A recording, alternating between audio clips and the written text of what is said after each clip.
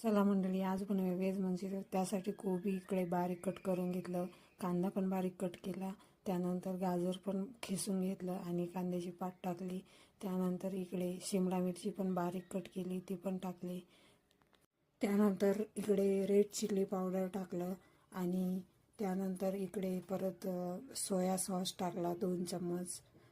त्यानंतर इकडे 2 चम्मच रेड चिली सॉस पण टाकलं. तुम्ही तुमच्या आवडीनुसार टाकू शकता. त्यानंतर इकडे अर्धा चम्मच लाल तिखट टाकलं आणि चवीपुरतं मीठ टाकलं आणि अद्रक लसूण हे बारीक खिसलं होतं ते पेस्ट पण त्यामध्ये टाकली. त्यानंतर इकडे पोहे खाण्याच्या चमच्यानी 10 चम्मच कॉर्नफ्लॉवर टाकलं.